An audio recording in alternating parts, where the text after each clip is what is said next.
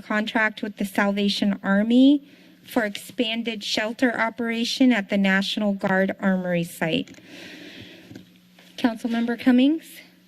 Thank you. So this item was pulled because a number of people had concerns around, who've reached out with concerns around a variety of questions. I'll start with the first, which was people were wondering if we could speak to the fact that there's a number of services this Salvation Army included where Measure F funds were anticipated to help sustain these services over time.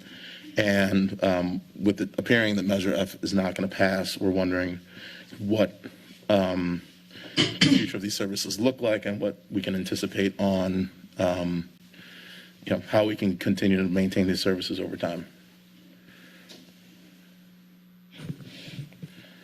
I see we have Homelessness Response Manager Larry Mwale joining us. We also have City Manager Matt Huffaker. So go ahead. Welcome, Larry. Good afternoon, Mayor and council members. Thank you for your question, Councilmember Cummings. That is correct. If you recall, in the 3-year homelessness response action plan that we presented in March with updated information in May, the first year of funding for expanded shelter services is allocated from both ARPA and the California $14 million, but subsequent years were unfunded and contingent upon the ability to find alternative sources. So the tax measure was one potential funding source.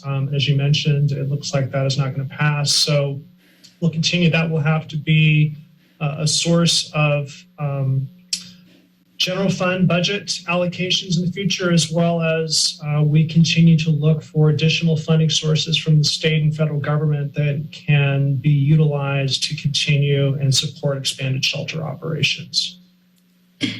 And Councilmember Cummings, I would just add to Larry's comments that there is sufficient room in the budget, both through the $14 million and the ARPA funding that we have available to cover the contract in front of the council this afternoon. Of course, we're going to have to explore other funding opportunities with Measure F failing to sustain these programs over the long term. Great. And then the next question. Recently, we've been receiving information about the many of the homeless hotel programs shutting down. It sounded like, based on an article in the Sentinel, that about 100 people were placed in homes, and the other 600 were kind of just, they had to put them on the street and were given backpacks and more or less said good luck. And so, and I know of a number of people who actually have were in those programs, seniors who were disabled, and many people are wondering kind of what the county's role is in kind of making sure that those people have somewhere to go. But in addition to that, it's been sounding like a lot of those people are ending up in the benchlands, which is going to further complicate our ability to house people and also meet the needs around Martin versus Boise, for example. So I'm just wondering if there's any thoughts around kind of where we're going from here now that we're seeing a significant amount of shelter come offline. And it's great that we're increasing the number of beds. I'll say that from 60 to I think 135. But I'm starting to hear these concerns, and people are asking me, where can we send these people? Where can they go? Especially some of whom are seniors and disabled. Thanks for the question, Councilmember Cummings, and we've all certainly been receiving correspondence from the community concerned about that as well. I want to make very clear that these facilities are county-run emergency shelter facilities that were stood up during the pandemic with COVID-related funding. As that COVID funding dries up, the county has made the decision to discontinue those programs, and that has unfortunately resulted in the displacement of those that have been residing in those shelters over the last couple of years. The timing is very challenging as we're in the process of standing up additional shelter beds. We're currently essentially reaching capacity as we now move forward with expanding additional beds, in part with the contract that the council has in front of you today with Salvation Army. So we continue to do everything we can to explore all shelter options in front of us. That's the reasoning for this expanded contract today. And it was unfortunate to see that folks were displaced from those county facilities. I guess follow-up question, has the county expressed any interest, or is there going to be any partnerships with the county to expand shelter capacity? There continue to be a number of efforts underway in coordination with the county. One of those areas is expanding beds and shelter capacity at the Housing Matters campus. The county has committed to funding those operations once the physical beds can come online. That'll most likely come in the form of additional pallet shelters or something similar. So that work is underway. Of course, we would always like these efforts to move faster. The Armory is the most immediate expansion of beds, and that's what we're prioritizing. But we're also working on these other locations in parallel.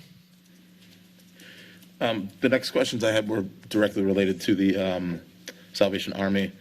One question that came up was that it was brought to my attention that it sounds like the transportation for people to get from the city or from the different stops to the Armory is not ADA accessible, and also that there are no ADA showers being offered at the Armory. And so I'm just wondering if someone could speak to that, because if we're expanding on this contract, one of the requests was that we include ADA transportation and ADA showers for people who are going to be staying at the Armory.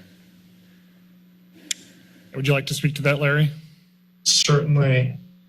Yes. With respect to the ADA showers, the city has purchased an ADA shower trailer a couple of months ago that we're waiting on delivery for, that we're expecting sometime in July. So that resource will come online for that. In terms of transportation, yes, the shuttle vans that are used are difficult for folks who are wheelchair bound. That particular shelter location is not prioritized for people with those disabilities, and our outreach team works and looks to place those individuals at more appropriate shelter that can accommodate their disabilities. That location up at the Armory presents some challenges for disabled persons.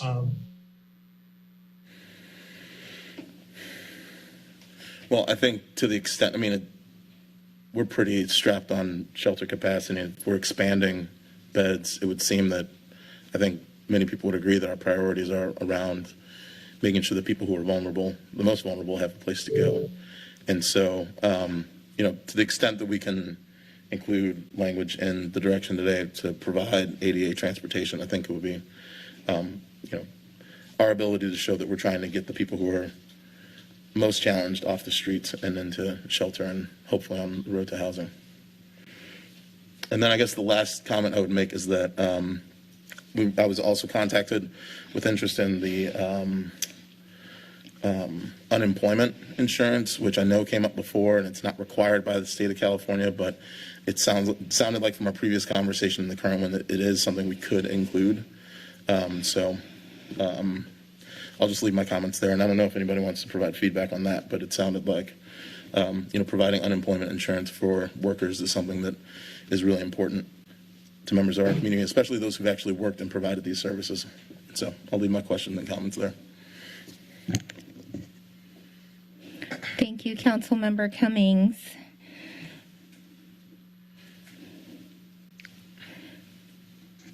Are there any other questions in response to that? Any other comments? Councilmember Brown. Thank you, Mayor.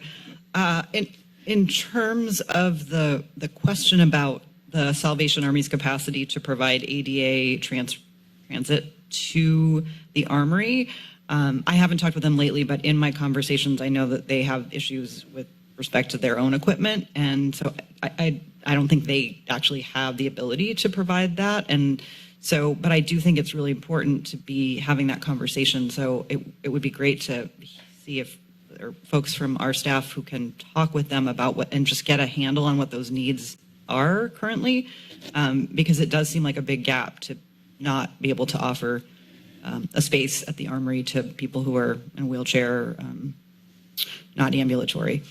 And then with respect to the question of Unemployment insurance, it did come up, and my recollection is that this is something that the Salvation Army as an employer just does not provide, and they are exempt from the requirements because of their nonprofit status. So I don't know that we can cause them to do that.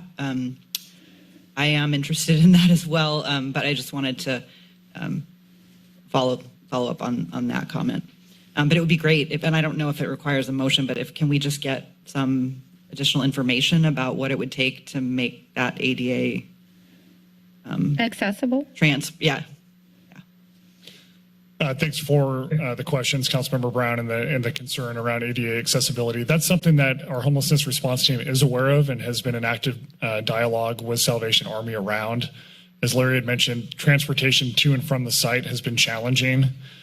Part of that is just having access to the type of equipment that would allow for that full access, but it is something we continue to work on and prioritize. When it comes to the insurance, that's a question that's come up in the past, and our city attorney's office has confirmed that as a religious organization, they are exempt from providing, and we have an inability to require that they provide it. Thank you. I know there was an email that we received with some suggestions regarding the transportation, which I forwarded on to city staff and the homelessness response team to explore. Thank you for your input, and I hope I see some more hands for public input. So we'll be hearing some more input on this item. Does that conclude your questions? Great. All right, I will now take it out for public comment. And let's see if we have any members of the public that would like to comment on a consent agenda number 16. Please sign in here at the clipboard, and anybody in the virtual world, you can raise your hand by pressing *9 and following the instructions on the screen to call in.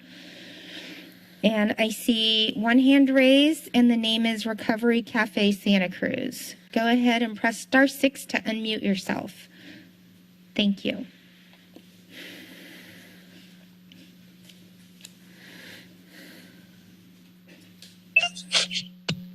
Good afternoon. This is Serge. Good afternoon, Mayor Bruner and members of the City Council. My name is Serge Cagno. I'm the Executive Director of Recovery Cafe Santa Cruz. We support both the housed and the unhoused in being a part of a welcoming community to foster healing and to achieve their goals for stability. I was the one who sent a letter to the City Council regarding this item. Two parts to it. One is the ADA accessibility. And my question, I'm very happy to hear from Larry and Wally that there was a ADA shower that was ordered, but I didn't hear where it was going to be placed. Is that going to be placed at the Armory would be my question, and I hope that he can answer. The other question is about transportation. The county actually is renting a minivan that is ADA accessible. And since the Salvation Army is renting their vans anyway, I'm not quite clear why the city and the Salvation Army can't rent an ADA accessible minivan for those people. I hear Larry's comments about trying to place people at other sites. It's not the preferable site. I worked really hard to get that person placed up there because there were no other sites available. The loft was not taking anybody. They were only taking people from the county's Armory program. So I would say that it seems like with slight modifications, it could be made accessible. I'm hoping that can happen too. On clarification about the unemployment insurance, this actually started from a conversation that I had because I worked for the Salvation Army and I wasn't able to get unemployment insurance when I left. A conversation I had with Captain Harold, and he told me that they actually do provide it in places across the country where they're required to do so. So I'm confused on comments that in the contract, there's an inability to require it. I understand that they're not required to do it by their 501c3 status or by state law, but that doesn't mean we're precluded for requiring it in the contract. So if there could be just clarification on that one, I would really appreciate it. We've had so much, we really would love to limit more on homelessness because we've had the pandemic, we've had the fire, we have the recession, and unemployment insurance for low-income workers is really one of their lifelines when they're in between jobs. Thank you. Thank you for your public comment. Are there any other members of the public that would like to comment on consent agenda item number 16? Okay, I'm going to bring it back to council, and I would like to ask a couple of quick questions related to that public comment. If we can, and I think Councilmember Brown also gave the direction to look at making slight modifications or what it would take to have ADA accessibility at the City Overlook location so that nobody is excluded from a shelter opportunity. And the unemployment status requirement. Is the city attorney, is that something you could come back to us with? I mean, I don't want to put you on the spot right now. I'm looking up the past memo on this issue, so if you come right back to me in a second, that would be great. Great. And okay, are there any other council members, any comments? Councilmember Cummings? I can go ahead and make a motion, and then we can get some more. Great, thank you. feedback. Yeah, so I'll move the staff recommendation and include that we include in the contract flexibility around funding for an ADA accessible rental minivan and provision of unemployment insurance for Salvation Army workers. So I have, don't mean to interrupt you, but on the issue of the unemployment insurance, we previously looked it up, and the problem was, so they're exempted from requiring it. As for, voluntarily opting into it, there was an issue with how long the contract is. Because there's basically a requirement that they be employed for a period of 2 years or greater, and our contract was going to be for, I think it's 12 months now, 6 months, 12 months, so it was less than the 2-year threshold. So their application to actually apply for unemployment insurance would most likely just be denied because of the short length of contract. So a minimum of 2 years is required, or Correct. is that what I'm Correct. understanding? Okay. We have a motion by Councilmember Cummings, and I'd like to ask if anybody would like to second it. I'll Continue second. discussion here. I'll second. I wonder though, given the what we just heard about the potential for unemployment insurance being a conversation, I'm not sure that it sounds like we may not be able to do much now, but I do think that, so if the maker of the motion wouldn't mind maybe amending that to consider unemployment insurance opportunities in the future, if with potential longer term contracts. Okay. In the future. Explore possibilities for the provision of unemployment insurance in the future with potential longer term contracts. I also would like to ask the maker of the motion if you would be amenable to broadening your term on ADA accessible transportation rather than specifying rental van, making it a broader ADA accessible transportation. Sure. Okay. City Clerk, did you get that? Thank you. Thank you.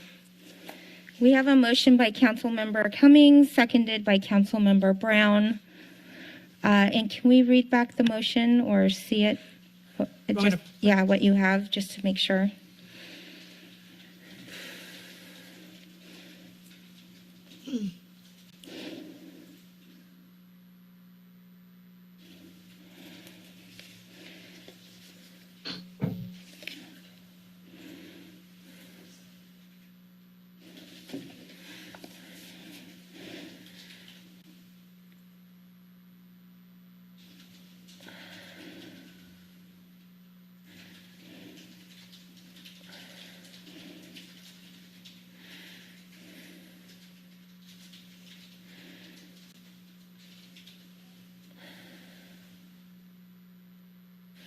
Does that look accurate, Councilmember Cummings? Yeah, I think all in the friendly amendment, I think it would be broad term from, I'm still cleaning it up. okay. But Yeah.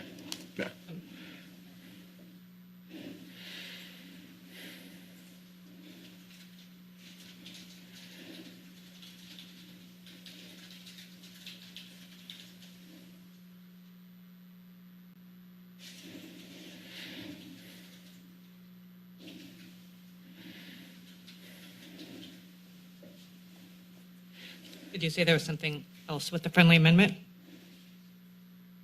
Is that what you were saying? No, that was, no. Oh, okay. That was good. You were cleaning it up, so, yeah. Okay, great. May we, I just have one question. yes. Is there a way we can get an update since the homeless services manager mentioned that we purchased the ADA accessible showers and that we're expecting to get those in July? Is there a way we can get an update with the city manager's update in August on kind of where this is all at? Happy to do that, Councilmember Cummings. In fact, I think we'll be bringing a quarterly homelessness response update in that same time frame. There is a lot of work happening on multiple fronts, and I can certainly include that in my CM update if it makes sense as well. And I have a quick question for Larry and Wale. Where will the ADA showers be placed? Yeah, the intent is to put the ADH shower up at the Armory building, so we'll be servicing that facility. And do other shelter sites have ADA accessible showers? Or is that the only ADA accessible shower? I can't speak, I mean, for city programs, it's just 1220 and the Armory. And so we'll have an ADA up at the Armory building. The shower trailer at 1220 River is not ADA accessible. Okay, For 1220 those River 30 Street as well. participants. Thank you. Councilmember Kalantari Johnson.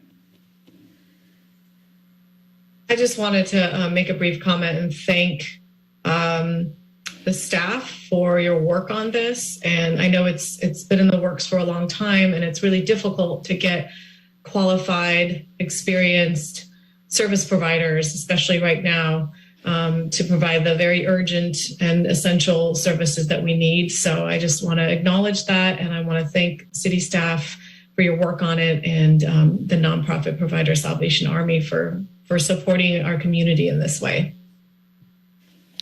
Thank you, Councilmember Kalantari Johnson. Councilmember Myers. Yeah, I just have a question for probably Larry and maybe Cassie, I'm not sure, who put together the contract with the Salvation Army and the negotiations it took. I know it took a number of months to get that done. With the potential sort of, it's not a directive, but with the request to try to also have them provide that unemployment insurance as part of the, I mean, do we see that as having a problem with negotiating contracts, those longer term contracts with them as an employer? So in other words, I guess my question is, you know, we're hiring them and just trying to understand what that clause, whether it's Salvation Army or any other nonprofits, do we anticipate that being anticipate having problems with that kind of contract language in the future? I'm not sure who that would go to. I guess Cassie, maybe. Sorry, I'm not sure I understand. Do I anticipate the way I'm reading the way I think you remarked that the way I'm reading the motion is to include basically for a longer term contract that whoever the company is or the nonprofit that we are hiring should be required to provide unemployment insurance for people who have worked for them under this contract with the city. So I'm just trying to understand if we think that would impact our ability to complete contracts with various vendors. I understand the intent. I'm not questioning the intent of trying to have everybody have access to unemployment insurance, but I'm just kind of wondering about how it may impact our ability to actually attract and get vendors under contract. Well, maybe I see Lee's head popped up, and he may be able to comment on this. I can just say generally, because they're exempt from requiring that benefit, that's something that they're going to be hesitant to provide. And I can say, we're in a situation where they literally can't provide it because our contract length is too short. Whether or not we would be able to, if we had a longer contract length, we'd be able to negotiate with them. I think that's up in the air right now. Okay, thank you. Yeah, I'd add, good afternoon, Mayor and council members. I would just add that we would need to have, as Attorney Bronson mentioned, a minimum of a 2-year contract in order for the state to approve that. So that would mean we would need to have the funds set aside for the 2 years. And what I would say is if we were pursuing a 2-year contract and talking with them, they would likely have an increased cost. They would say, all right, if you want us to do that for more than 2 years and include that insurance, then they would pass that cost along to us, is what I would anticipate. But we would need to have that funding in place for 2 years. And as you know, right now, we're only looking at the 1-year contract and only have the funds at this point in time for the 1-year contract. Thank you. Thank you, Director Butler. Councilmember Brown? Yeah, thank you, Mayor. The language was simply to suggest that in the future, should we be exploring longer-term contracts with a provider, that we explore the possibility of including unemployment insurance. So I'm not sure why we're going down the road of wondering what the Salvation Army will do if we ever get to that point. The whole point was just to say it's a priority to explore that, should we be able to in the future. That's all I'm. And Councilmember Brown, we appreciate the spirit behind the request. That's how we interpret it. We hope to be fortunate to be in a position where we can have some longer term agreements with our community partners and not be in the situation where we have these short term contracts. And a lot of that's just a symptom of the limited funding that's supporting these efforts. So if we find ourselves fortunate enough to have some longer term agreements, it's something we can certainly circle back on. Thank you for the clarification. And at this time, we have a motion and a second with accepted friendly amendments. May we have a roll call vote? Council members Kalantari Johnson, Aye. Golder, Aye. Devices. Cummings, Aye. Aye. Brown, Aye. Myers, Aye. Vice Mayor Watkins, Aye. and Mayor Brunner. Aye. That motion passes unanimously. That was item number 16.